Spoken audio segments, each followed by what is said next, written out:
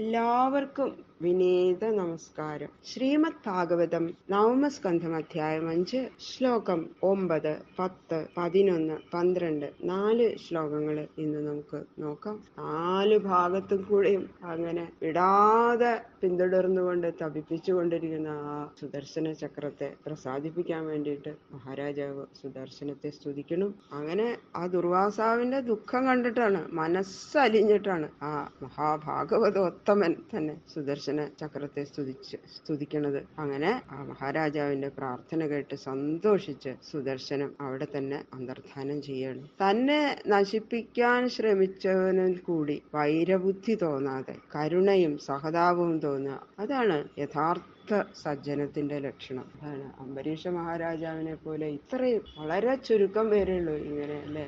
ഇത്രയും ഭക്തനും ആരോടും ഒരു വൈരമില്ലാതെ നിഷ്കാമ ഭക്തി. എത്ര ഐശ്വര്യത്തിന്റെ നടുവിലാണ് അദ്ദേഹം ജീവിക്കുന്നത്, എന്നിട്ടും ഒന്നും ആഗ്രഹിക്കാതെ ഭഗവാനിൽ തന്നെ ഭക്തി. അങ്ങനെതാ സുദർശനം അന്തർധാനം ചെയ്യണം. നമുക്ക് ശ്ലോകങ്ങൾ നോക്കാം. ക്ലാംബരധരം വിഷ്ണും ശശിവർണം ചതുർഭുജം പ്രസന്നവദനം ധ്യായേൽ സർവവിഘ്നോപശാന്തയേ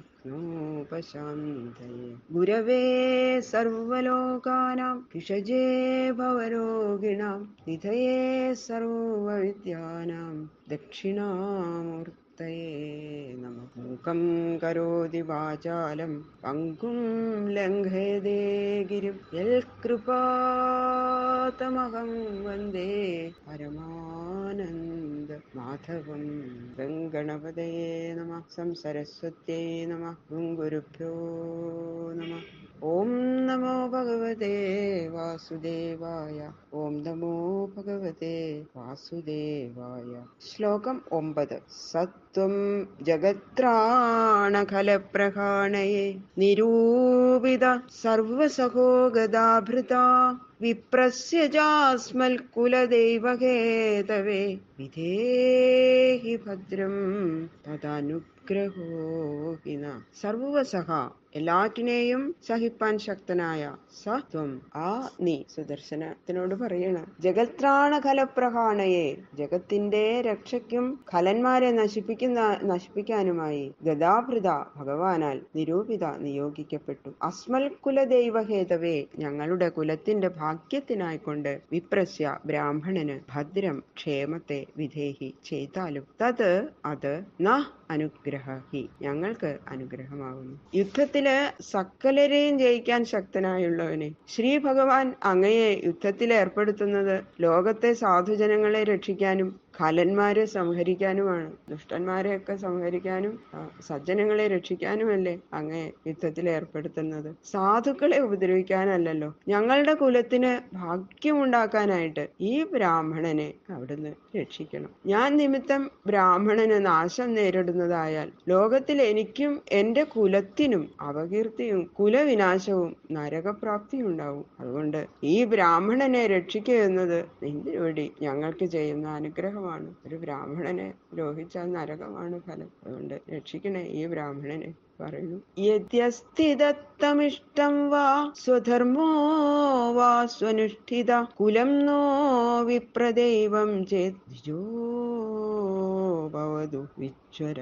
ദത്ത ദാനം, ഇഷ്ടം യാഗാദി കർമ്മം, സ്വനുഷ്ഠിത സ്വധർമ്മ വേണ്ടതുപോലെ അനുഷ്ഠിക്കപ്പെട്ടതായ സ്വധർമ്മം, യതി അസ്തി ഉണ്ടെങ്കിൽ, ന കുലം ഞങ്ങളുടെ വംശം, വിപ്രദൈവം ചേത് ബ്രാഹ്മണരാകുന്ന ദേവനോട് കൂടിയത് ആണെങ്കിൽ, ദ്വിജ ബ്രാഹ്മണൻ, വിജ്വര ഭവതു ദുഃഖമില്ലാത്തവനായിട്ട് ഭവിക്കട്ടെ. ഇത്രയൊക്കെ സ്തുതിച്ചിട്ടും സുദർശന ചക്രം ദുർവാസസിനെ വിട്ടുപിരിയണില്ല. ഇത് കണ്ടിട്ട് അംബരീഷ മഹാരാജാവിന് വളരെ ദുഃഖമായി. അപ്പൊ അദ്ദേഹം ഒരു ശപഥം ചെയ്യണമാതിരി പ്രാർത്ഥിക്കുകയാണ്. ഞാൻ സൽപാത്രത്തിൽ ദാനം ചെയ്യുകയോ വേദവിധി പ്രകാരം യജ്ഞാദി കർമ്മങ്ങൾ അനുഷ്ഠിക്കുകയോ എന്റെ വർണ്ണാശ്രമാദി ധർമ്മങ്ങള് ക്രമത്തിൽ അനുഷ്ഠിക്കുകയോ ചെയ്തിട്ടുണ്ടെങ്കിൽ ഞങ്ങളുടെ കുലം അപ്പോഴും ബ്രാഹ്മണരെ ദൈവമായിട്ട് കരുതിയിരിക്കുന്നതാണെങ്കിൽ ആ വക പുണ്യങ്ങളുടെ ഫലമായിട്ട് എന്റെ എല്ലാ പുണ്യങ്ങളും ഈ ബ്രാഹ്മണന് നേരിട്ടിരിക്കുന്ന ദുഃഖം നിശേഷം നശിക്കാൻ വേണ്ടിയിട്ട് ഞാനിതാ സമർപ്പിക്കുന്നു.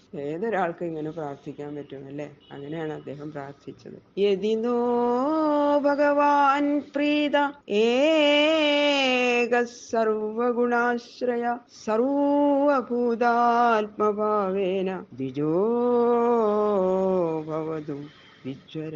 സർവഭൂതാത്മഭാവേന, സർവഭൂതങ്ങളിലും ആത്മഭാവത്താൽ, സർവഗുണാശ്രയ, സർവഗുണങ്ങൾക്കും ആശ്രയനായിരിക്കുന്ന ഏക ഭഗവാൻ, ഏകനായ ഭഗവാൻ. ന യതി പ്രീത, എന്റെ നേരെ പ്രീതനെങ്കിൽ ദ്വിജ, ബ്രാഹ്മണൻ, വിജ്വര ഭവതു, ദുഃഖരഹിതനായി ഭവിക്കട്ടെ. എല്ലാ ഗുണങ്ങളും തികഞ്ഞ ഗുണകാര്യങ്ങളായ ദേഹേന്ദ്രിയാദികളെ പ്രേരിപ്പിക്കുന്ന ഏകനായ ഭഗവാൻ സർവാത്മാവായിരിക്കുന്നു എന്നുള്ള ഭാവന നിമിത്തം ഭഗവാൻ എന്നിൽ പ്രസന്നനായിട്ടുണ്ടെങ്കിൽ ഈ ബ്രാഹ്മണൻ വിജ്വരനായി ഭവിക്കണം. അത്രയും ആത്മാർത്ഥമായിട്ട് പ്രാർത്ഥിക്കുകയാണ് മഹാരാജാവ്.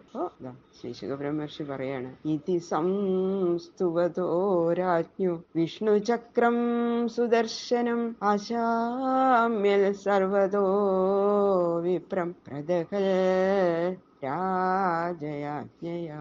ഇതി സംസ്തുവത രാജ്ഞ, ഇപ്രകാരം നന്നായി സ്തുതിക്കുന്ന രാജാവിന്റെ രാജയാജ്ഞയാ, യഥാർത്ഥ പ്രാർത്ഥന കൊണ്ട് സർവത എല്ലാ ഭാഗത്തും വിപ്രം പ്രദഹൽ, ബ്രാഹ്മണനെ പ്രകർഷേണ തപിപ്പിക്കുന്ന വിഷ്ണുചക്രം സുദർശനം, വിഷ്ണുചക്രമായ ആ സുദർശനം ആശാമ്യൻ ശമിച്ചു. ശിവബ്രഹ്മർഷി പറയാണ്, മഹാരാജാവേ, രാജാവ് ആ അംബരീഷ മഹാരാജാവ് ഇങ്ങനെ ഭക്തിപൂർവം സ്തോത്രം ചെയ്തപ്പോ ബ്രാഹ്മണനെ 4 ഭാഗത്തും തപിപ്പിച്ചും കൊണ്ട് വിട്ടുപിരിയാതെ പിന്തുടർന്നുകൊണ്ടിരിക്കുന്ന ആ വിഷ്ണു ഭഗവാന്റെ സുദർശനം എന്ന ചക്രം രാജാവിന്റെ പ്രാർത്ഥന നിമിത്തം ശമിച്ചു. അങ്ങനെ സുദർശന ചക്രം അപ്രത്യക്ഷമാവുകയാണ്. പിന്നെതാ ദുർവാസസ് മഹർഷി രാജാവിനെ അനുഗ്രഹിച്ചുകൊണ്ട് പ്രശംസിച്ചുകൊണ്ട് സംസാരിക്കുന്നു. ബാക്കിയുള്ള ശ്ലോകങ്ങള് നമുക്ക് നാളെ നോക്കാം.